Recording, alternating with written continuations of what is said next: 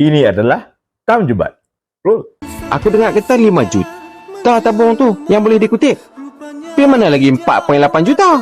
Semenjak berkawan dengan penyamun kaki sakau ni, hampa pun dah pandai nak menyakau ni. Ha Pudin? Weh Pudin! Nampak? Cukup tegas, cukup berani, cukup lantang. Namun, tuan-tuan perempuan yang dirahmati Allah Subhanahu wa taala, rupanya Tamjebat ini penakut. Tamjebat ini pengecut. Tak mampu untuk dia hadir dekat mahkamah. La haula wala quwwata illa billah azim. Ingatkan jantan sangat, rupanya tidak. Itulah hakikatnya tuan-tuan perempuan. Bila mana mulut itu jahat, mulut itu bau longkang, mulut itu penuh dengan kata-kata penipuan, fitnah, akhirnya bila dituntut kebenaran dekat mahkamah, dia tak mampu nak hadir, dia tak mampu untuk datang, dia tak mampu untuk berhujah.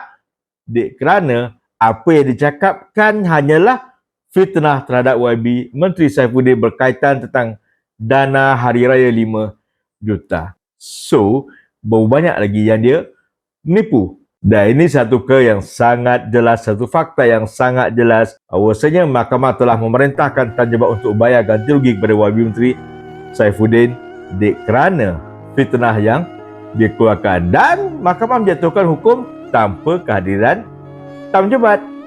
Ingkar untuk hadir dekat mahkamah, takut untuk hadir dekat mahkamah, pengecut untuk hadir dekat mahkamah, hanya berani depan kamera. Wallahualam. Assalamualaikum warahmatullahi taala wabarakatuh. Nampak? Jangan kena tipu dengan Tamjebat.